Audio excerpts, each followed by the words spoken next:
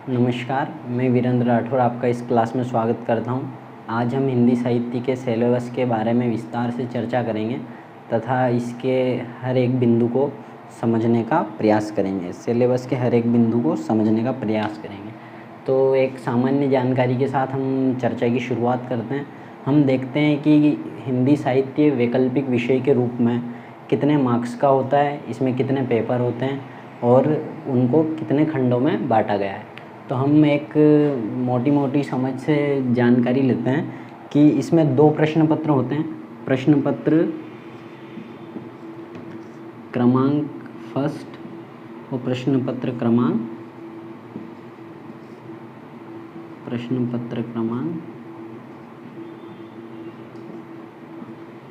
Second.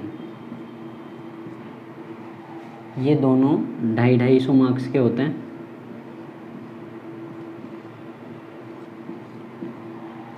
ये दोनों 250-250 marks के होते हैं और इनका टोटल जो वेटेज होता है ऑप्शनल का हमारी पूरे एग्ज़ाम में वो 500 नंबर का होता है। ये बहुत ही महत्वपूर्ण है आपका सिलेक्शन करवाने में। अगर आप हिंदी साहित्य को वैकल्पिक विषय के रूप में चुनते हैं तो आपको किस प्रकार से तैयारी करनी है और आप क्या क्या पढ़ेंगे, हम इसके बारे में सिलेबस को देखकर चर्चा करेंगे। यूपीएससी ने ये पूरा एक सिलेबस बना के अपनी साइट पे डिटेल में दिया हुआ है, वहीं से मैंने ये हार्ड कॉपी निकाली है और हम इसके बारे में चर्चा करेंगे। आशा करता हूँ कि आप भी इस सिलेबस को साथ में लेकर बैठे होंगे। अगर नहीं बैठे हैं तो आप पहले प्लीज़ इसे डाउनलोड कीजिए और साथ में लेकर बैठिए, जिससे आपको समझने में सुविधा हो। और आप जैसे जैसे इसे समझते जाएंगे वैसे वैसे आप नोट्स बनाते जाएँ। अभी नहीं, नोट्स आप क्लासेस में बनाना, और आपने जो क्लास ली हो कहीं से या की हो तो भी आप इसको देख के अपना सिलेबस समझ सकते हैं और आप वहाँ से बिल्कुल कंटिन्यू रखें और अपने उत्तर लेखन का जितना ज़्यादा हो सके प्रयास करें, क्योंकि सबसे इम्पोर्टेंट और सबसे महत्वपूर्ण बात उत्तर लेखन ही है। जितना ज़्यादा उत्तर लेखन होगा उतने ही ज़्यादा आपके शब्दों में मानकता आएगी, शुद्ध होंगे, आपकी भाषा शुद्ध होगी, आपकी व्याकरण की गलतियाँ बिल्कुल भी नहीं होगी। क्योंकि एक बात हम सभी जानते हैं कि जो भी विद्यार्थी इस वैकल्पिक विषय के रूप में हिंदी साहित्य को लेता है तो उससे यह अपेक्षा की जाती है कि वो भाषा उसकी शुद्ध हो तथा उसकी व्याकरणिक गलतियां नहीं हो, वर्तनी की गलतियां नहीं हो तथा उसकी भाषा मानक होनी चाहिए। और अगर वो 2, 4, 5, 6 गलतियां हर पृष्ठ पर कर देता है या 2-3 पृष्ठ पर कर देता है तो एक परीक्षक के मन में एक नेगेटिव नकारात्मक विचार आ जाता है और वह उसके नंबर काट लेता है, जिससे उसके सिलेक्शन में बहुत ज़्यादा बाधाएं उत्पन्न हो जाती है। इसलिए सबसे बड़ी बात यही है कि हमें अपने प्रश्न पत्र में शुद्धियों का ध्यान रखना है, अशुद्धियाँ बिल्कुल भी नहीं करनी है और हमें व्याकरणिक गलतियाँ नहीं करनी है और अपनी भाषा को मानक रखना है। ठीक है, अब हम समझते हैं इसको, प्रश्न पत्र को। तो इसमें इस प्रश्न पत्र में 2 खंड हैं, खंड क और खंड ख। अब हम बात करेंगे खंड क की। आप अपने सिलेबस में देखें, वहाँ खंड क में हम हिंदी भाषा व देवनागरी लिपि का इतिहास देखते हैं। तो हमें इसमें क्या बात करनी है? पहली बात तो यह है कि हिंदी भाषा से क्या अभिप्राय है, इसका उद्भव कब से माना जाता है, इसमें कितनी बोलियां हैं, कितनी उपबोलियां हैं, कितनी भाषाएं हैं और कितनी उपबोलियों से जुड़ती हैं। इसके अलावा इनका विस्तार कहाँ तक है, साहित्य की दृष्टि से, बोलचाल की दृष्टि से इसकी भाषा का विस्तार कहाँ तक है हिंदी का, और इस तरह से भाषा की परख इस पेपर में की जाती है। जब हम इसका पहला पॉइंट देखेंगे, पहले पॉइंट में लिखा हुआ है अपभ्रंश, अवहट और प्रारंभिक हिंदी का व्याकरणिक तथा अनुप्रयुक्त स्वरूप। तो अपभ्रंश क्या है, अपभ्रंश का स्वरूप क्या है, इसकी विशेषताएं क्या है, इसी के साथ इसका विस्तार कहाँ तक है, और इसी के आगे चलते हैं तो अवहट में अवहट भाषा क्या है, इससे क्या अभिप्राय है, और प्रारंभिक हिंदी की व्याकरणिक संरचना क्या है, प्रारंभिक हिंदी की व्याकरणिक संरचना की शुरुआत कैसे हुई। जैसे हिंदी कहाँ से बनी, हिंदी संस्कृत से पाली, पाली से प्राकृत, प्राकृत से अपभ्रंश और अपभ्रंश से टूटते हुए हिंदी, सरलीकरण की प्रक्रिया में हिंदी का विकास हुआ। और आज की व्याकरणिक व्यवस्था से उस व्याकरणिक व्यवस्था की तुलना, ये चीज़ हमें इस पहले पॉइंट में पढ़नी है। फिर इसी के साथ हम आगे आते हैं दूसरे पॉइंट पे। आप देख सकते हैं दूसरे पॉइंट पे मध्यकाल व ब्रज और अवधि का साहित्यिक भाषा के रूप में विकास। तो मध्यकाल में ब्रज भाषा का और अवधि भाषा का साहित्यिक रूप में कहाँ तक विकास हुआ और कहाँ तक इनका विकास था। ब्रज भाषा और अवधि भाषा ये ब्रज प्रदेश उस मध्यकाल और रीतिकाल में ब्रज प्रदेश की ही भाषाएं नहीं थी, ये वरन इनका विस्तार दूर दूर तक था।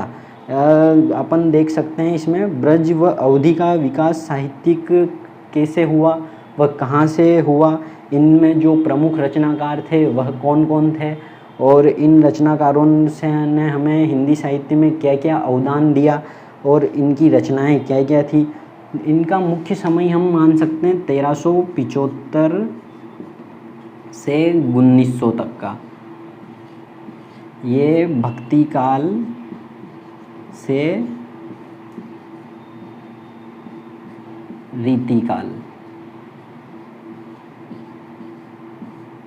रीतिकाल तक का समय। ये जो समय है, इस समय में ब्रज भाषा खूब फली फूली और इसका विस्तार बहुत दूर दूर तक था और इसमें बहुत ही रचनाएं हुई है।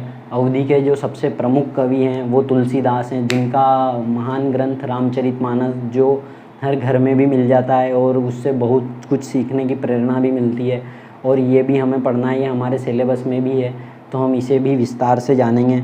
इसी के साथ ब्रज भाषा में सूरदास हैं।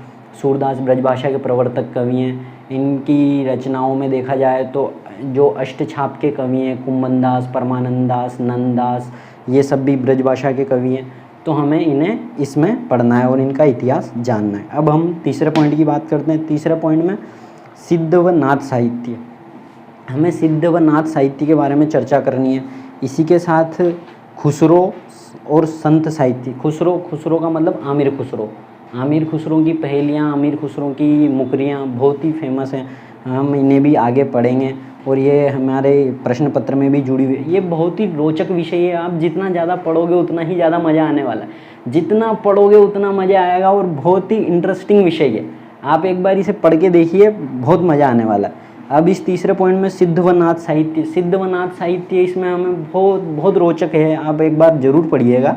खुसरो संत साहित्य, रहीम के दोहे हैं, आपने बचपन में भी पढ़े होंगे कि बड़ा भया तो क्या भया, जैसे पेड़ खजूर, पंछी को छाया नहीं, फल लागे अति दूर। ये सब रहीम के दोहे, रहीम के बहुत सारे दोहे हैं। और दक्षिणी हिंदी में खड़ी बोली का प्रारंभिक स्वरूप। जो दक्षिणी हिंदी है दक्षिण की, उसमें खड़ी बोली का प्रारंभिक स्वरूप। वैसे तो खड़ी बोली का प्रारंभिक स्वरूप हम आमिर खुसरो के समय ही देख सकते हैं, लेकिन उसके बाद संक्रमण काल में इसका थोड़ा हिंदी का प्रचलन कम हुआ था। तो हमारे भाषाविदों और वैज्ञानिकों ने यह भी लिखा है कि यह खड़ी बोली के बीच साफ रूप से आमिर खुसरो में दिखाई देते हैं, आमिर खुसरो के समय में दिखाई देते हैं। और इसी के साथ हम आगे बढ़ेंगे। हिंदी और खड़ी बोली का आरंभ पढ़ना है हमें इसी में, और इसका प्रारंभिक स्वरूप पढ़ना है। ये तीसरा पॉइंट हमारा क्लियर हो गया। अब हम बात करते हैं चौथे पॉइंट की। तो चौथे पॉइंट में हम देखेंगे 19वीं शताब्दी में खड़ी बोली और नागरी लिपि का विकास। 19वीं शताब्दी में खड़ी बोली, जिसका हम प्रयोग आज भी कर रहे हैं, और ये 19वीं शताब्दी से ही इसका इतिहास है। तो खड़ी बोली का हमें इतिहास जानना है। और नागरी लिपि, देवनागरी लिपि, जो मैंने ये लिखा है ये देवनागरी लिपि में ही लिखा हुआ है, तो हमें इसके बारे में जानना है। देवनागरी लिपि का विकास कैसे हुआ, इसके प्रमुख रचना मतलब जिन्होंने इसे बताया वो कौन थे, भाषाविदों, वैज्ञानिकों, इनके बारे में जानना है। और देवनागरी के क्या क्या नियम हैं, इसे कैसे लिखा जाता है और इसका आरंभ कैसे हुआ, इसका प्रारंभ कहाँ से हुआ, ये सब हमें जानना है। फिर उसी के साथ हम चलेंगे हिंदी भाषा और नागरी लिपि का मानकीकरण। हिंदी भाषा और नागरी लिपि का मानकीकरण। तो हिंदी भाषा का मानकीकरण से वही अभिप्राय है, जो पुस्तकों में जो भाषा लिखी हुई होती है वह मानक भाषा होती है, जो प्रशासन में काम में ली जाती है वो मानक भाषा होती है। मानक भाषा का निर्धारण कैसे हुआ? मानक भाषा का निर्धारण मैं बताता हूँ आपको, जिसको हम केंद्रीय निदेशालय हिंदी के रूप में जानते हैं, जो भारत सरकार की एक संस्था है। और शब्दावली आयोग है, जिन्होंने भाषा के अभिजात्य व औचित्य को औपचारिक भाषा का प्रयोग करना सिखाया या बताया। जहाँ अभिजात्य व औपचारिक भाषा का प्रयोग होता है वह क्या कहलाती है? मानक भाषा कहलाती है। जो अपनी आम बोलचाल की भाषा है ये मानक भाषा नहीं होती। मानक भाषा प्रशासन की भाषा, जैसे कोई फैसला हाई कोर्ट ने, सुप्रीम कोर्ट ने यहाँ से दिया तो वो मानक भाषा में दिया, तो वो जम्मू कश्मीर में भी मानक भाषा के रूप में ही पढ़ा जाएगा, वहाँ की लोकल लैंग्वेज के रूप में नहीं पढ़ा जाएगा, वही होती है मानक भाषा। जो मीडिया और इन तमाम क्षेत्रों में वह रूप जो एक रूप है जहाँ यूनिफॉर्मिटी रहती है, वो कहलाती है मानकता। उसमें प्रयोग, लिपि, वर्तनी, शब्दों के स्तर पर अंतर नहीं होता है। जो लिपि यहाँ है वही लिपि वहाँ होगी, जो वर्तनी यहाँ है वही वहाँ होगी, और शब्दों का स्तर भी वही रहता है। इसी को मानकीकरण बोलते हैं। इसके लिए सरकार द्वारा संहिताएं, कानून बनाए गए और जो भाषा के मानक रूपों को निश्चित करते हैं। इसके लिए सरकार द्वारा संहिताएं, कानून ये बनाए गए और ये ही भाषा के मानक रूप को निश्चित करते हैं। फिर इसी के साथ हम आते हैं छठे पॉइंट पे। तो छठे पॉइंट में हम बात करेंगे स्वतंत्रता आंदोलन के दौरान राष्ट्रभाषा के रूप में हिंदी का विकास। तो स्वतंत्रता आंदोलन के दौरान राष्ट्रभाषा के रूप में हिंदी का विकास, हम जानते हैं, आपने इतिहास पढ़ा ही होगा, तो हम जानते हैं कि आज़ादी की लड़ाई में अखिल भारतीय स्तर पर हिंदी भाषा ने भी बहुत महत्वपूर्ण भूमिका निभाई है। और हम जानते हैं कि जो आज़ादी की लड़ाई में हमारे स्वतंत्रता सेनानी थे और जो हमारे माननीय राजनेता थे और जो अलग अलग राज्यों से, अलग अलग भाषाभाषी परिवारों से थे, और लेकिन उन्होंने सबने हिंदी के माध्यम से अपने आज़ादी के स्वर को बुलंद किया और उस स्वर में अपना महत्वपूर्ण स्वर मिलाया और अपने देश को आज़ादी दिलाई। हिंदी का भी बहुत महत्वपूर्ण योगदान है। इसके लिए भारतेंदु का एक नाटक है भारत दुर्दशा, उन्होंने लिखा भी है, निज भाषा उन्नति है सब उन्नति को मूल, निज भाषा बिन ज्ञान के मिटत न गेय को शूल। इस प्रकार भारतेंदु ने बताया भी है हमें कि जो देश स्वतंत्र होता है तो उसकी भाषा भी उसी के साथ स्वतंत्र होती है। तो हमारी भाषा जब स्वतंत्र हुई तो देश स्वतंत्र हुआ तो हमारी भाषा भी स्वतंत्र हुई। 14 सितंबर 1949 जो अभी निकला है परसों के दिन, 14 सितंबर 1949, इस दिन हम अपना हिंदी दिवस भी मनाते हैं, जो अभी 2-3 दिन पहले ही निकला है। आप सभी ने भी इसे सेलिब्रेट किया होगा खूब। इसी के साथ हम आगे बढ़ते हैं 7वें पॉइंट पर। 7वें पॉइंट में हम देखेंगे हिंदी भारतीय संघ की राजभाषा के रूप में हिंदी का विकास। तो भारतीय संघ की राजभाषा के रूप में हिंदी का विकास कैसे हुआ, संविधान में इसके लिए क्या क्या प्रावधान किए गए, अनुच्छेद 343 से 351 तक के जो प्रावधान हैं उनकी हमें इसमें विस्तृत रूप से जानकारी लेनी है और इनका गहन अध्ययन करना है। इसी के साथ हमारा भारतीय संघ की राजभाषा के रूप में हिंदी का विकास पूरा हो जाएगा। इसमें हमें अनुच्छेद 343 से 300, इसके लिए मैं बता दूं आपको, आप ज़्यादा अच्छा होगा संविधान से डायरेक्ट पढ़ें और वहाँ से पढ़ोगे तो आपकी चीज़ें प्रामाणिक होगी और प्रामाणिक होने के साथ साथ आप जो उत्तर लेखन करोगे उसमें आपके उत्तरों में एक अलग सी चमक नज़र आएगी या अलग सा प्रवाह फ्लो बनेगा, जिससे आपको अंक ज़्यादा प्राप्त होंगे दूसरों की तुलना में। इसलिए आप जितना भी पढ़ें ऑथेंटिक सोर्सेज से पढ़ें, वही ज़्यादा अच्छा होगा। अब इसी के साथ हम 8वें पॉइंट पर आते हैं। हम 8वें पॉइंट पे बात करेंगे हिंदी भाषा का वैज्ञानिक और तकनीकी विकास। तो हिंदी भाषा का वैज्ञानिक और तकनीकी विकास में हम देखेंगे कि हम कौन थे, क्या हो गए और क्या होंगे अभी। हम कौन थे, क्या हो गए और क्या होंगे अभी। हमने कहाँ से चलना सीखा था, हिंदी भाषा आज़ादी के समय क्या थी, आमिर खुसरो के समय क्या थी, भारतेंदु युग में क्या थी, और इसी के साथ साथ हम ये भी देख चुके थे कि इसका विज्ञान में कितना विकास हुआ, प्रौद्योगिकी में कितना विकास हुआ, हिंदी भाषा में कितना तकनीक आया, प्रौद्योगिकी आया, हिंदी की स्थिति अभी क्या है, हमने क्या हासिल किया है, हमें क्या पाना है, हमारे लक्ष्य क्या क्या हैं। हमको इन सबको 8वें नंबर के टॉपिक में बात करनी है। इसी के साथ हम आते हैं 9वें टॉपिक पे। आप ये सब नोट करते जाइए, मैं थोड़ा सा धीरे बोल देता हूँ तो आपको नोट करने में परेशानी नहीं होगी। इसी के साथ हमें हिंदी की प्रमुख बोलियां और उनका परस्पर संबंध। तो हिंदी की जो भाषाएं हैं और बोलियां हैं वो कितनी हैं, संविधान स्वीकृत भाषाएं कितनी हैं, इसी के साथ उन बोलियों का क्षेत्र क्या क्या है, उनका विस्तार कैसे हुआ। और ये जो खंड 1 है ये आप प्रदीप कुमार द्विवेदी सर हैं, उनका एक इंटरव्यू देख सकते हैं DKT पर। उन्होंने बहुत ही विस्तृत तरीके से बताया है कि ये जो खंड है ये मैथमेटिकल मार्किंग है। यहाँ पे अगर आपने इसे पूरा विस्तार से पढ़ लिया अच्छे से गहन अध्ययन के साथ, क्योंकि देखो जो भी अपना UPSC है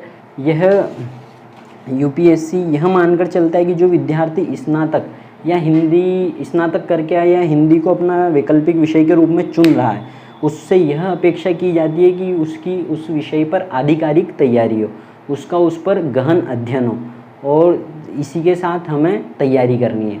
और इस पेपर में हमें खंड क से अच्छे मार्क्स प्राप्त हो सकते हैं, अच्छे नंबर मिल सकते हैं। इसमें मैथमेटिकल मार्किंग होती है, हम प्रश्नों को हल करेंगे आगे की क्लासों में, तब हम और विस्तार से इसकी चर्चा करेंगे। आइए देखते हैं आगे कौन सा पॉइंट है। आगे 9वां पॉइंट जो हमने देखा, हिंदी की प्रमुख बोलियां और उनका परस्पर संबंध। तो हिंदी की जो प्रमुख बोलियां हैं, उपबोलियां हैं, भाषाएं हैं, उनका क्षेत्र है, उनके बीच में क्या आपसी संबंध है, उन सभी को हमें जानना है। संविधान स्वीकृत जो भाषाएं हैं, उसी के अलावा अब हम आते हैं 10वें पॉइंट पर। तो 10वें पॉइंट में हमें पढ़ना है नागरी लिपि की प्रमुख विशेषताएं और उसके सुधार के प्रयास तथा मानक हिंदी का स्वरूप। तो जो नागरी लिपि है उसकी मुख्य विशेषताएं क्या क्या हैं, उस पर समय समय पर उसमें कौन कौन से सुधार किए गए हैं, इसी के साथ हम कहाँ पहुँच चुके हैं और हमारा स्तर क्या है, अभी हमारी हिंदी की मानक भाषा का स्तर क्या है।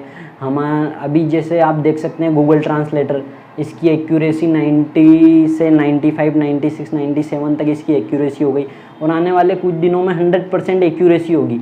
आजकल मुझे भी बहुत सारे जो पेज इंग्लिश से हिंदी में करने हैं, हिंदी से इंग्लिश में करने हैं, तो मैं गूगल ट्रांसलेटर की मदद लेता हूँ। आज से 10 साल 15 साल पहले, 5 साल पहले ये सुविधाएं नहीं थी, तो यही हिंदी का विकास है एक तरीके से देखा जाए, क्योंकि इंग्लिश से हिंदी में ट्रांसलेट हो रहा है और अंग्रेजी से हिंदी में ट्रांसलेट हो रहा है। यह विकास किया है मशीनों में, कंप्यूटर में, इलेक्ट्रॉनिक इंस्ट्रूमेंट में, टेलीविज़न में हिंदी का क्या स्तर है, इन सभी को हमें इसमें देखना है।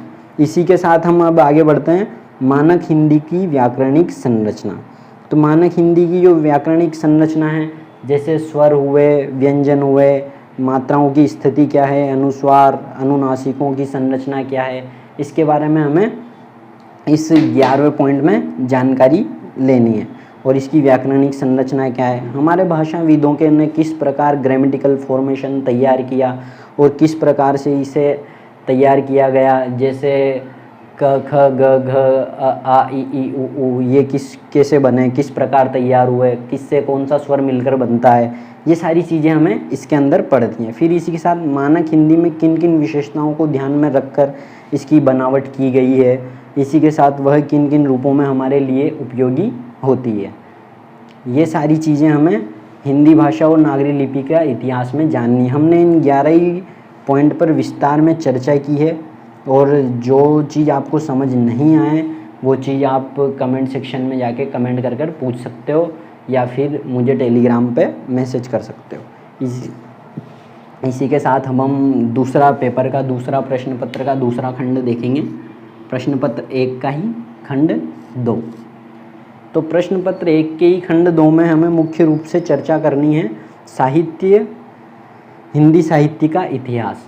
तो हिंदी साहित्य का इतिहास देखना है हमें, तो साहित्य का और इतिहास का दोनों का तालमेल क्या है, इसमें हमें साहित्य और इतिहास दोनों को समझना है। जो भक्ति काल है, आधुनिक काल है, रीति काल है, इनका इतिहास से भी कुछ पोर्शन जुड़ा हुआ है, कुछ पार्ट जुड़ा हुआ है, तो हमें उसके साथ साथ चलना है। तो साहित्य का, इतिहास का दोनों का तालमेल क्या क्या है, क्या एक दूसरे को प्रभावित करते हैं या एक दूसरे से प्रभावित होते हैं। जैसे मध्यकाल में हम देख सकते हैं जो हमारे पास ग्रंथ हैं साहित्य के लिए, साहित्य के इतिहास के लिए, कालिदास हजारा, 24 वैष्णवन की वार्ता, 82 वैष्णवन की वार्ता, इसी के साथ जॉर्ज गियर्सन, और इसी के साथ गारसा द तासी की भूमिका, जॉर्ज गियर्सन इनके ग्रंथों के नाम, जो जॉर्ज गियर्सन के ग्रंथ का नाम है इस्तवार द लाल हिंदुस्तानी, और इसी इनके ग्रंथों के नाम, उनकी सीमाएं क्या क्या थी, ये सारी चीज़ें हमें इस टॉपिक में पढ़नी है। इसी के में ये जो लेखन परंपरा वाला है, जिसमें हिंदी साहित्य की प्रासंगिकता और महत्व तथा हिंदी साहित्य के इतिहास की लेखन पर की परंपरा, तो हमें इसमें जानकारी लेनी है कि हिंदी साहित्य की प्रासंगिकता क्या है। यहाँ प्रासंगिकता से मतलब सार्थकता से है, हिंदी साहित्य के इतिहास की क्या सार्थकता है, इसका महत्व क्या है, हिंदी साहित्य के इतिहास की लेखन परंपरा क्या रही है, इसके आज के संदर्भ में हिंदी साहित्य का महत्व क्या है, इसका भविष्य क्या है, ये सारी जानकारी हमें पॉइंट 1 में पढ़नी है। और ये सारी चीज़ें हमें इस हिंदी साहित्य की प्रासंगिकता के अंतर्गत पढ़नी है। इसी के साथ हम दूसरे पॉइंट पे आते हैं। आप सिलेबस है ना आपके पास, आप सिलेबस में पढ़ रहे होंगे अच्छे से। आप इसी के साथ देखिए, हिंदी साहित्य के इतिहास के निम्नलिखित 4 कालों की साहित्यिक प्रवृत्तियाँ। तो इन 4 कालों की में हिंदी साहित्य को 4 कालों में विभक्त किया गया है। हमारे इतिहासविदों ने इसे 4 कालखंडों में बांटा है। इनका नामकरण की समस्या, फिर उनके काल निर्धारण की समस्या, फिर उनकी प्रवृत्तियों की चर्चा, इन तमाम पक्षों को हमें इसमें जानना है। काल निर्धारण, इनके तमाम पक्षों को, इनकी नामकरण की समस्या, काल विभाजन, इन सबको हमें इसमें जानना है। हम जानते हैं कि जब हम काव्य पद्य को इतिहास की दृष्टि से देखते हैं तो कविता में जो काव्य पद्य हैं, जो काव्य पद्य का मतलब होता है जिनमें लय होती है। पद्य का सीधा सीधा मतलब होता है लय, गेयता, जिन्हें गाया जा सकता है, जिनमें लय होती है। और पद्य का मतलब जिन्हें गाया नहीं जा सकता, उनमें गेयता नहीं है। ये सबसे बड़ा अंतर है इन दोनों का, इससे बड़ा कोई अंतर नहीं है। तो हम देखेंगे इसमें कविता को कितने खंडों में बांटा है। जैसे आदिकालीन काव्य, भक्तिकालीन काव्य, और आदिकालीन काव्य, भक्तिकालीन काव्य, रीतिकालीन काव्य, आधुनिककालीन काव्य। आधुनिककालीन काव्य का भी बहुत बड़ा विभाजन है, जो विभाजन आप यहाँ फोटो में देख पा रहे होंगे। भारतेंदु युगीन काव्य, द्विवेदी युगीन काव्य, छायावादी हिंदी युगीन काव्य, प्रगतिवादी काव्य, प्रयोगवादी हिंदी कविता। फिर इसी के साथ हम आगे चलते हैं नई कविता, फिर उसी के साथ चलते हैं विचार कविता और समकालीन कविता। ये जो पूरा संप्रेषण है, ये पूरा जो समय है, ये 1850, मैं इसे मिटा देता हूँ। ये जो पूरा समय है कविता का, पद्य का,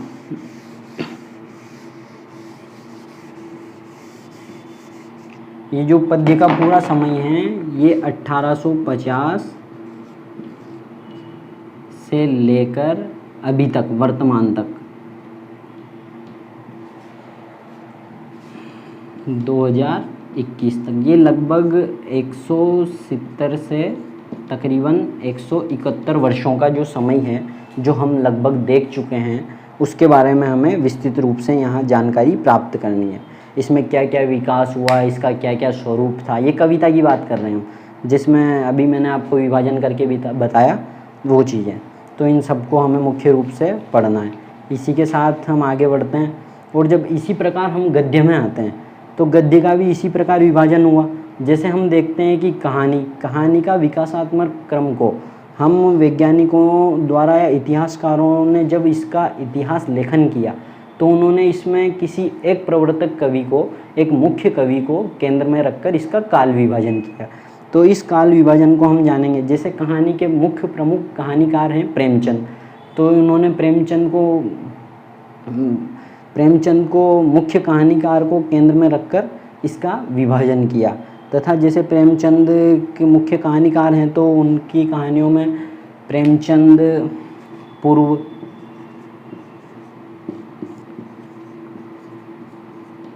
प्रेमचंद पूर्व हिंदी कहानी, प्रेमचंद युगीन हिंदी कहानी, प्रेमचंद उत्तर, प्रेमचंद पश्चात हिंदी कहानी या प्रेमचंदोत्तर हिंदी कहानी, इन 3 कालों में विभाजित किया। इसी के साथ जो कहानी आंदोलन चल पड़े, उन्हें हम देख सकते हैं कहानी, समकालीन कहानी, जनवादी कहानी और विचार कहानी आदि क्रमिक विकास को हमें इसके अंतर्गत पढ़ना है। इसी तरह हम देखेंगे आगे उपन्यास की दृष्टि से। तो उपन्यास की दृष्टि से हम देखेंगे तो उपन्यास की दृष्टि से उपन्यास में भी प्रेमचंद प्रमुख उपन्यासकार हैं। इन प्रेमचंद का हमारे सिलेबस में एक प्रमुख उपन्यास भी है गोदान, जिसे हमें पढ़ना है और उसे पढ़ना है और वो हमारे सिलेबस में लगा हुआ भी है। तो प्रेमचंद मुख्य उपन्यासकार भी हैं, तो इसमें युग भी इन्हीं के नाम पर रखे गए, क्योंकि हिंदी साहित्य में यही एक रीत रही है या यही परंपरा रही है जिसमें कि जो प्रमुख कहानी, जो प्रमुख लेखक होंगे या जो जैसे नाटक है तो नाटक प्रसाद के नाम से या प्रसाद के युगों के अंतर्गत चलते हैं, उसी प्रकार उपन्यास में प्रेमचंद के अंतर्गत ही उपन्यास चलते हैं। जैसे प्रेमचंद पूर्व उपन्यास, प्रेमचंद युगीन उपन्यास और प्रेमचंदोत्तर या प्रेमचंद पश्चात। सबसे बढ़िया है ना, पूर्व, युगीन, पश्चात, सिंपल। इसी के साथ हम आगे चलकर देखते हैं इसका जो फर्दर विभाजन हुआ वो विभाजन देखते हैं। आंचलिक उपन्यास, मनोविश्लेषणवादी उपन्यास, ऐतिहासिक उपन्यास, ये जो वर्गीकरण है इसका प्रामाणिक ज्ञान हमारे पास होना चाहिए। हमसे इस परीक्षा में ये अपेक्षा की जाती है कि ये जो वर्गीकरण है इसका हमारे पास प्रामाणिक ज्ञान होना चाहिए। और आप जानते हैं कि इस परीक्षा में गहन परीक्षण का ही खेल है सारा का सारा। इसमें जो मूल्यांकन होता है वो पढ़ते समय बहुत गंभीर रूप से तैयारी करनी चाहिए, क्योंकि जब हम गंभीर रूप से तैयारी करेंगे तो हमारी सफलता के चांस है वो बहुत ज़्यादा बढ़ जाते हैं। क्योंकि यदि आपको चूहे को मारना है तो शेर को मारने की तैयारी करनी चाहिए, तब जाके आप चूहे को मार पाओगे। इसलिए ये बहुत ही प्रसिद्ध वाक्य है कि यदि चूहे को मारना है तो आपको शेर को मारने की तैयारी करनी चाहिए, जिससे कि आपके सफलता के चांस बढ़ जाएं और आप चूहे को मार सको। यदि हमने इस परीक्षा को उत्तीर्ण करने का या क्लियर करने का संकल्प लिया है तो हमें इसे बहुत गहराई में जाकर और इसे तार तार करके पढ़ना होगा और विश्लेषण करके इसका अध्ययन हमें करना पड़ेगा, तब जाके हम आगे इसमें कहीं अच्छे नंबर ले पाएंगे। क्योंकि टारगेट हमें हमेशा रखना है 300 प्लस, तब जाके हमें एक अच्छी सर्विस मिल पाएगी और हम जो सपना लेकर पढ़ाई कर रहे हैं, जो सपना लेकर चल रहे हैं, उसे हम हासिल कर पाएंगे। और हमारे माता पिता, हमारे सभी दोस्त, हमारे मित्र, हमारे गुरुजनों सभी को एक गर्व की अनुभूति करवा पाएंगे और हम समाज में योगदान दे पाएंगे। सबसे बड़ी बात तो यही है, आईएएस बनना है, आईपीएस बनना है। क्यों बनना है? हमें समाज में एक बहुत बड़ा परिवर्तन करना है। बहुत बड़ा परिवर्तन खैर ऐसे होता नहीं है, जाने कितने आए, जाने कितने बने गए, जाने कितने रिटायर हो गए, पर जहाँ मैं हूँ, जिस क्षेत्र में मैं हूँ, वहाँ तो मैं परिवर्तन कर ही सकता हूँ। जहाँ पे आपकी पोस्टिंग होगी वहाँ आप बिल्कुल परिवर्तन कर सकते हो और आपको बिल्कुल करना चाहिए। आप बिल्कुल पढ़ाई करो मस्त तरीके से, शानदार, तो सब कुछ पॉसिबल। आइए हम अब बात करते हैं, वापस पॉइंट पर आ जाते हैं। तो हमने देखा अभी कविता का देख लिया हमने काव्य दृष्टि से और गद्य की दृष्टि से जो विभाजन देखा, अब हम उसे सिलेबस में देखते हैं। आप सिलेबस में देखिए, सिलेबस में हमें दूसरा पॉइंट देखना है, हिंदी साहित्य के इतिहास में निम्नलिखित 4 कालों की साहित्यिक प्रवृत्तियाँ। इसमें हमने आदिकाल, भक्तिकाल, रीतिकाल, आधुनिक काल और आधुनिक हिंदी कविता की मुख्य प्रवृत्तियाँ, इनको पढ़ना है। तो हम पहले शुरू करते हैं आदिकाल। आदिकाल में सबसे पहली बात तो इसके नामकरण पर ही बहुत सारी डिबेट है। इसके नामकरण पे ही बहुत सारे प्रश्न पूछ लिए जाते हैं, क्योंकि इसको कोई वीर गाथा काल बोलता है, कोई इसको चारण काल बोलता है, कोई इसको आदिकाल को वीर गाथा काल बोलता है, कोई इसको चारण काल बोलता है। तो इस पे भी बहुत सारी डिबेट है। तो पहला क्वेश्चन तो यही बन जाता है, चारण काल। कोई इसको बोलता है वीर गाथा काल। ये सब हमें जानना है बहुत ही गहराई के साथ। ये क्वेश्चन आप चेक कर लेना, ओल्ड क्वेश्चन में आपको मिल जाएगा, आदिकाल के नामकरण पर टिप्पणी कीजिए, सीधा क्वेश्चन आता है, सीधा। इसी के साथ अब हम आगे बढ़ते हैं। आदिकाल में जो दिया हुआ है सिद्ध, नाथ और रासो साहित्य। सिद्ध साहित्य पढ़ना है हमें, रासो साहित्य पढ़ना है तथा नाथ साहित्य पढ़ना है। ये तीनों साहित्य पढ़ना है। इनके जो प्रमुख कवि हैं चंद्रबरदाई, खुसरो, हेमचंद्र और विद्यापति। चंद्रबरदाई का जो एक प्रमुख महाकाव्य है वो है पृथ्वीराज रासो। ये एक महाकाव्य है पृथ्वीराज रासो। इसी के साथ हम आगे चलते हैं। खुसरो की मुकरियाँ बहुत फेमस हैं। आमिर खुसरो की एक बहुत फेमस मुकरियाँ हैं। इनकी एक मुकरी का मतलब मैं आपको समझाता हूँ। मुकरी का मतलब ये होता है कि जवाब भी हमें ही करना है और सवाल भी हमें ही करना है और जवाब भी हमें ही देना है। तो सवाल किस प्रकार करना है? मुकरी में एक दोहे के रूप में, पहेली के रूप में सवाल किया जाता है। जैसा कि हम देख सकते हैं कि मुकरी में कि मेरा मुँह से श्रृंगार करावत, आगे बैठ के मान बढ़ावत, वासे चिक्कन ना को दुईसा, ए सखी साजन ना सखी सीसा। तो जैसे मेरा मुँह से श्रृंगार करावत, कांच के बारे में बताया कि मेरा मुँह से श्रृंगार करावत, आगे बैठ के मान बढ़ावत, अगर मैं उसके आगे बैठ जाता हूँ तो मेरा मान बढ़ जाता है। वासे चिक्कन न को दिशा, उससे चिकना कोई नहीं दिखता है, कांच कितना चिकना होता है। तो फिर वो पूछती है ए सखी साजन, तो वो बोलता है ए सखी साजन, तो वो नहीं सीसा, वही वाली बात है। ऐसे ही इसका एक और है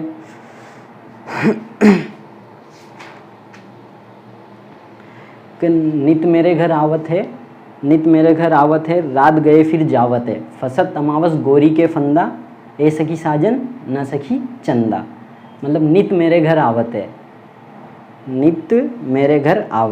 रात गए फिर जावत है, फसत अमावस गोरी के फंदा, ए सखी साजन न सखी चंदा। नित मेरे घर आवत है मतलब रात होते ही चांद आ जाता है। नित गए फिर आवत है, रात जाते ही फिर चला जाता है। फसत अमावस गोरी के फंदा, अमावस्या के दिन आपको पता है चांद पूरा होता है और सुबह तक लेट तक जाता है। फसत अमावस गोरी के फंदा, ए सखी साजन न सखी चंदा। तो ये हमें पढ़ना है खुसरो में, आमिर खुसरो में। और इसी के साथ हेमचंद्र और विद्यापति।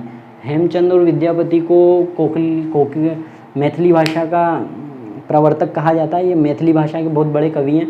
तो हम देख सकते हैं इन्हें मैथिल कोकिल भी कहा जाता है, हेमचंद्र और विद्यापति को। इसी के साथ अब हम आगे आते हैं भक्ति काल। देख लिया आपने हमें आदिकाल में क्या क्या पढ़ना है, सिद्ध साहित्य, नाथ साहित्य और रासो साहित्य, और इनके जो 3 प्रमुख कवि हैं इनको जानना है। इसी के साथ भक्ति काल में हमें पढ़ना है संत काव्य धारा, सूफी काव्य धारा, कृष्ण भक्ति काव्य धारा और राम भक्ति काव्य धारा। भक्ति काल को दो रूपों में विभक्त किया गया है, सगुण धारा और निर्गुण काव्य धारा। सगुण काव्य धारा में तो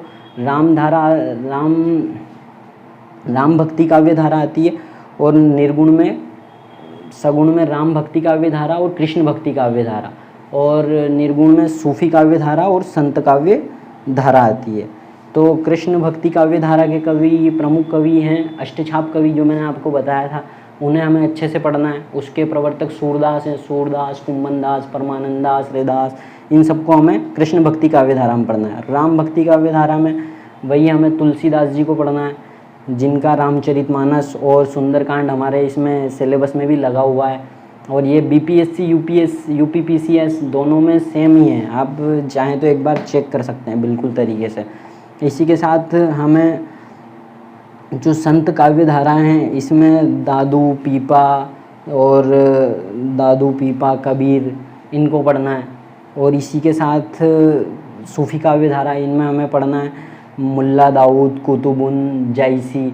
अब इनमें जो प्रमुख कवियों को पढ़ना है, जिन पे हमें विशिष्ट ज्ञान होना चाहिए, गहरा ज्ञान होना चाहिए। ये जो मैंने बताया इनको तो हमें ऊपर से पढ़ना है, थोड़ा थोड़ा, ज़्यादा मतलब अच्छे, इतना डीप भी नहीं और इतना गहराई में भी नहीं। पर जो हमारे सिलेबस में लिखे हुए हैं, कबीर, जायसी, सूर और तुलसी, इन 4 प्रमुख भक्ति काल के प्रमुख कवियों को हमें पढ़ना है। और सबसे बड़ी बात है, आप जब भी पढ़ो ना, एक डायरी बनाओ और उसमें अपने एग्जाम्पल्स लिखो। आप डायरी बनाओगे और एग्जाम्पल्स लिखोगे, आपको बहुत ज़्यादा फ़ायदा होगा। और उस डायरी में से एग्जाम्पल्स याद करो। जैसे मैंने ये डायरी बनाई हुई है, मैं बता सकता हूँ। इस डायरी में मैंने सारे ही एग्जाम्पल लिखे हुए हैं। जितने भी टॉपिक हैं और जितने भी कवि हैं सभी के एग्जाम्पल मैंने लगभग इस डायरी में मुख्य एग्जाम्पल लिखे हुए जो हमें परीक्षा उपयोगी है, क्योंकि ये एग्जाम्पल्स इतनी आसानी से याद होने वाले नहीं हैं, इन्हें सबकॉन्शियस में डालना है तो daily revision revision revision revision. इसलिए आप डेली पढ़ते रहिए, डेली पढ़ते रहिए। डेली पढ़ोगे तो आप समझ पाओगे कि हमें क्या करना है आगे और लिखना क्या। देखो, प्रैक्टिस मेक मैन परफेक्ट। अगर आप निरंतर अभ्यास करते रहोगे तो आप कुशल हो जाओगे। इसलिए सबसे बड़ी बात है मेहनत कीजिए और एक डायरी बनाइए और एग्जाम्पल्स लिखिए और उन एग्जाम्पल को डेली रिवाइज कीजिए, डेली पढ़िए। फिर इसी के साथ हम आगे आते हैं रीतिकाल। रीतिकाल में भी वही, इसे भी विभक्त, इसे भी बांटा गया है। रीतिकाल को 3 काव्यों के रूप में बांटा गया है, रीतितर, रीतिबद्ध और रीतिमुक्त। रीति काव्यों में रीति काव्य, रीतिबद्ध काव्य और रीतिमुक्त काव्य, इन तीनों को पढ़ना है हमें विस्तार से। इसी में हमें पढ़ना है रीतिमुक्त को रीति इतर काव्य कहते हैं। इसी के साथ हमें पढ़ना है केशव, बिहारी, पद्माकर और घनाधन। तो केशव दास को पढ़ना है। केशव दास का जो एक प्रमुख लेख है वो है रामचंद्रिका, जिसमें उन्होंने राम जी के बारे में बहुत सारी चीज़ें लिखी है और ये भी एक प्रमाणिक ग्रंथ है। इसी के साथ हमें बिहारी को पढ़ना है। बिहारी जो कि राजस्थान के जयपुर के राजघराने के कवि थे, जो एक बहुत ही फेमस दोहा है उनका, कहट नटत इज्जत खींचत। वो उसके अलावा हमें इसमें पढ़ना है पद्माकर और घनानंद। इन सबको गहनता के साथ पढ़ना है। इन सब पे आपके 2-2, 3-3 पेज तैयार होने चाहिए, क्योंकि आप एग्ज़ाम टाइम पे जब एग्ज़ाम देने जाएँ तो 100 से 150 पेजेस में पूरा सिलेबस हो तो वो अच्छे से रिवाइज कर लें। और सभी की जितने भी राइटर्स हैं, जितने भी लेखक हैं, जितने भी प्रमुख कवि हैं, इन सब पर हमें 2-2, 5-5 भूमिकाएं बनानी है। और वही भूमिकाएं हमें हर पेपर के, अगर कोई क्वेश्चन हमने नहीं पढ़ा है, वो नहीं आ रहा है, तो आखिरी में काम आनी है राइटिंग स्किल्स। अगर राइटिंग स्किल्स आपके पास है तो आप क्वेश्चन अटेम्प्ट करोगे, और क्वेश्चन अटेम्प्ट करोगे तो नंबर लेके आओगे, और नंबर लेके आओगे तो आप फाइनल मेरिट लिस्ट में जगह बना पाओगे। तो इसी के साथ हम आगे बढ़ते हैं। अब आगे चलते हैं आधुनिक काल। तो आधुनिक काल में हमें पढ़ना है नवजागरण में गद्य का विकास कैसे हुआ, भारतेंदु मंडल। फिर इसी के साथ इसका जो ख सेक्शन है उसमें पढ़ना है भारतेंदु, बालकृष्ण भट्ट, प्रताप नारायण मिश्र। अब इन सब में हमें क्या क्या पढ़ना है, ये जो है ना, कितने कवि हो गए इसमें, भारतेंदु मंडल हो गया पूरा, और भारतेंदु मंडल के अलावा बालकृष्ण भट्ट हो गए और प्रताप नारायण मिश्र हो गए। इनको हमें बहुत ही विस्तार से जानना है, क्योंकि जितना विस्तार से हम जान लेंगे उतना ही हमारे लिए अच्छा होगा। और इसमें हमें देखना है कि इन्होंने पत्रकारिता के क्षेत्र में, पत्र पत्रिकाओं में, समाज सुधार में, समाज की चेतना में और भाषिक आंदोलनों में इनका क्या विकास रहा, इन सब को हमें इसमें जानना है। इसी के साथ अब हम चलते हैं आधुनिक हिंदी कविता की मुख्य प्रवृत्तियाँ। जो आधुनिक हिंदी कविता की मुख्य प्रवृत्तियाँ हैं वो हमें सिलेबस में मेंशन्स दी हुई है। छायावाद, प्रगतिवाद, प्रयोगवाद, नई कविता, नवगीत, समकालीन कविता। जो भी मैंने बताया था आपको डिवाइडेशन करके, वही चीज़ें सारी की सारी। और जनवादी कविता, इनको हमें प्रमुख रूप से तैयार कर लेना है। हमसे यह अपेक्षा की जा रही है कि हम इन्हें सही तरीके से पढ़ लें और गहनता के साथ पढ़ें और इनका उत्तर दें। इसी के साथ अब हम आगे चलते हैं। इसमें जो प्रमुख कवि हैं उन प्रमुख कवियों में हैं मैथिली शरण गुप्त। इनको राष्ट्र कवि भी कहा जाता है, मैथिली शरण गुप्त को। इसी के साथ आगे हम चलते हैं जयशंकर प्रसाद। जयशंकर प्रसाद न केवल कवि हैं, ये नाटककार भी हैं, आलोचक भी हैं, कहानीकार भी हैं। ये सारी चीज़ें, इनकी कविताएं भी हैं, इनके निबंध भी हैं, ये आलोचनाएं भी करते हैं, तो ये आलोचक भी हैं। तो हमें पढ़ना है प्रसाद को, जयशंकर प्रसाद को। इनके नाटक भी हैं हमारे इसमें, उस नाटक को भी पढ़ना है। इसी के साथ सूर्यकांत त्रिपाठी निराला, इनको भी पढ़ना है। निराला जी, इनकी हमें राम की शक्ति पूजा, कुकुर मुत्ता और सरोज स्मृति जैसी इनकी प्रमुख रचनाएं हैं, उनके बारे में अच्छे से याद होना चाहिए। और ये एक विद्रोही कवि के रूप में भी जाने जाते हैं। निराला एक विद्रोही कवि के रूप में आप पढ़ना राम की शक्ति पूजा, बहुत ही रोचक। मैंने हिंदी साहित्य को पढ़ा है, मेरे जो 2 साल हो गए इसे हिंदी साहित्य को पढ़ते पढ़ते, तो हिंदी साहित्य मैंने जितना पढ़ा है, मुझे आज तक की अगर सबसे अच्छी चीज़ या सबसे सीखने वाली चीज़ कोई, जैसे चीज़ें तो सबसे ही सीखी जाती है, हिंदी साहित्य बड़ा ही रोचक विषय है, और लेकिन द बेस्ट जहाँ से बहुत कुछ सीखने को मिलता है, तो मेरे को राम की शक्ति पूजा से ज़्यादा कुछ नहीं मिलता। जिस दिन आप इसे पढ़ोगे अच्छे से, राम की शक्ति पूजा, आपकी जीवन की सारी दुविधाएं समाप्त हो जाएगी। सही बात है, सारी दुविधाएं समाप्त हो जाएगी। बहुत सही लिखा हुआ है राम की शक्ति पूजा, आप बिल्कुल पढ़ना इसे, बहुत ही अच्छा है और बहुत ही ज़्यादा ऊर्जा मिलती है इसे पढ़ने के बाद, तो आप ज़रूर पढ़िएगा। और इनकी कुकुरमुत्ता सरोज इसमें थी। उसी के साथ आगे चलते हैं। महादेवी वर्मा। महादेवी वर्मा यह विरह और वेदना की कवियत्री हैं, यह विरह और वेदना की कवियत्री हैं, इनको हमें पढ़ना है।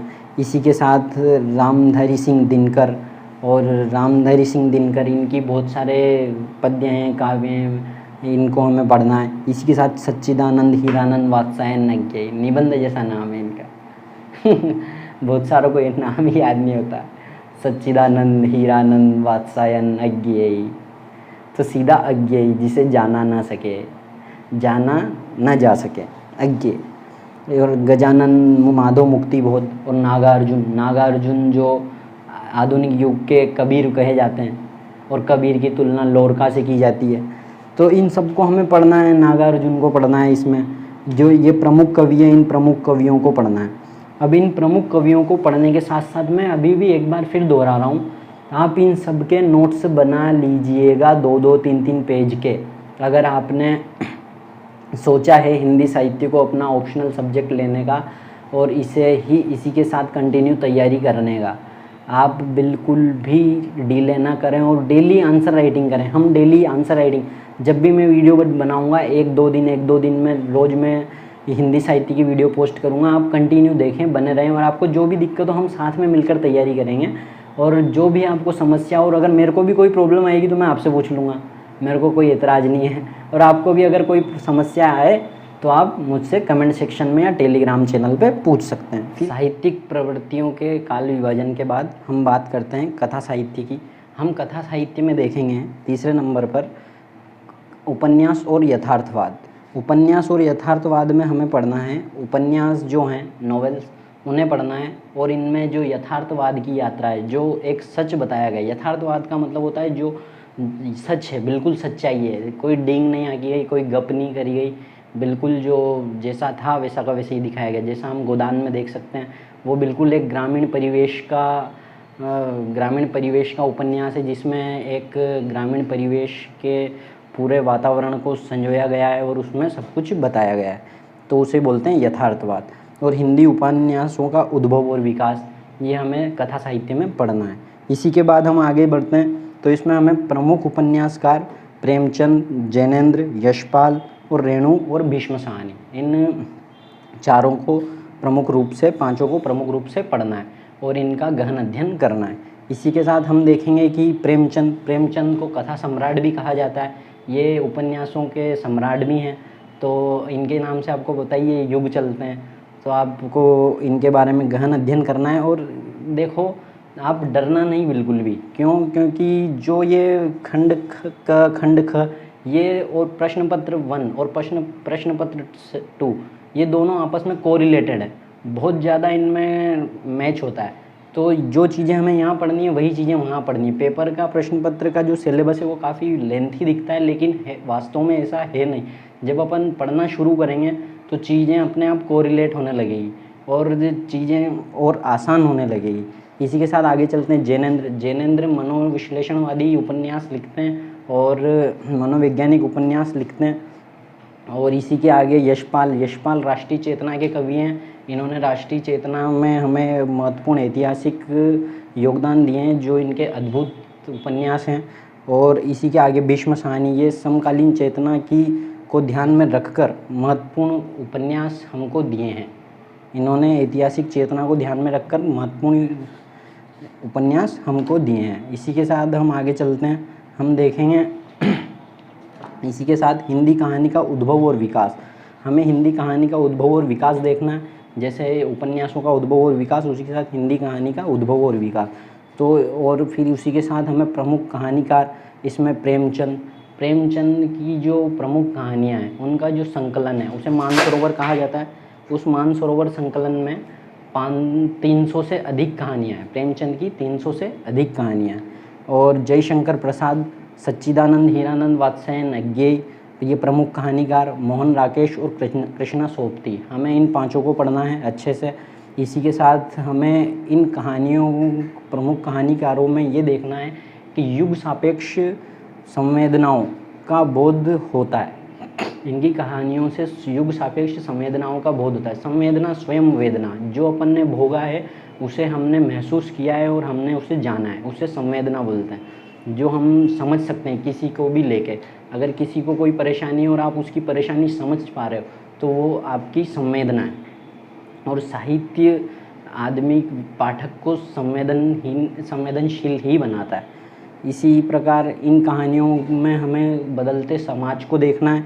इसी के साथ इसके परिप्रेक्ष्य में स्पष्ट रूप से देखा जा सकता है कि इसके चरित्र क्या होंगे, इनके मूल्य क्या थे, इनके दृष्टिकोण क्या थे, उस समय का जो समाज था वो किस प्रकार काम करता था, सामंती समाज कैसा था उस समय वर्ण व्यवस्था का क्या स्वरूप था, और आदि आदि चीज़ें हमें इसमें जानने को मिलेगी। सामाजिक संरचना देखेंगे हम उसमें। इसी के साथ नाटक और रंगमंच, ये चौथा। नाटक और रंगमंच में हमें हिंदी नाटक का उद्भव और विकास, जो पारसी थिएटर से लेके आज तक का, वो हमें देखना है। पहले पारसी थिएटर से नाटक शुरू हुए थे, वहाँ से लेके आज तक का हमें देखना है। इसी के साथ हम आगे बढ़ते हैं और देखेंगे प्रमुख नाटककार। प्रमुख नाटककार में हमें भारतेंदु, जयशंकर प्रसाद, जगदीश चंद्र माथुर, राम कुमार वर्मा और मोहन राकेश, इन चार को गहन अध्ययन करके और इन चार को बहुत ही तरीके से या बहुत ज़्यादा डीप में जाके पढ़ना है, क्योंकि ये हमारे सिलेबस में मेंशन है। तो भारतेंदु का एक नाटक है टकेसर भाजी टकेसर खाजा और अंधेर नगरी चौपट राजा, वो भी हमें पढ़ना है, वो बहुत अच्छे से लिखा हुआ है। इसी के साथ भारतेंदु हास्य और व्यंग को चुनते हुए सामाजिक विद्रूपताओं पर बहुत गहरा प्रहार करते हैं।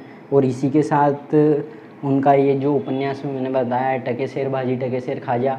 और इसी के साथ आगे चलते हैं जयशंकर प्रसाद, फिर हम देखेंगे जगदीश चंद्र माथुर और राम कुमार वर्मा और मोहन राकेश का जो एक उपन्यास है वो पेपर सेकंड में भी आएगा, जो आषाढ़ का एक दिन और आधे अधूरे और लहरों के राजन, इनके आदि उपन्यास हैं। इसी के साथ अब 5वें पॉइंट पर आते हैं। 5वें पॉइंट में हम देखेंगे आलोचना में हमें पढ़ना है हिंदी आलोचना का उद्भव और विकास, इसके सैद्धांतिक और व्यवहारिक, इसकी जो सैद्धांतिक स्थिति है वो देखनी है, इसका व्यवहारिक, प्रगतिवादी, मनोविश्लेषणवादी आलोचना और नई समीक्षा देखनी है।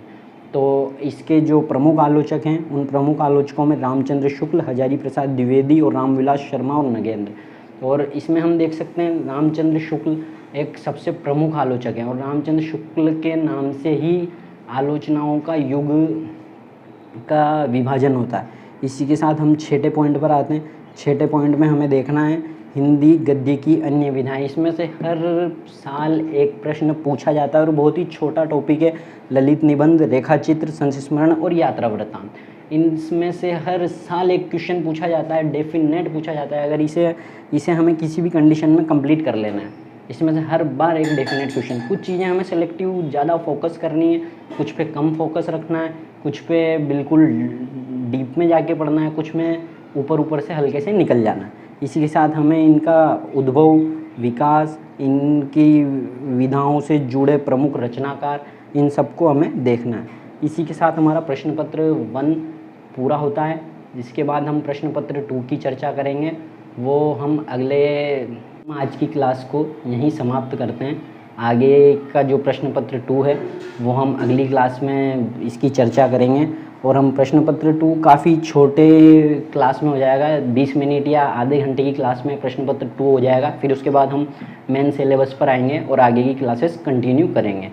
और डेली आंसर राइटिंग ज़रूर करेंगे, कुछ करें या नहीं करें लेकिन डेली आंसर राइटिंग ज़रूर करेंगे और चीज़ों को एक एक टॉपिक को अच्छे से समझेंगे। इसी के साथ हम क्लास को समाप्त करते हैं। धन्यवाद।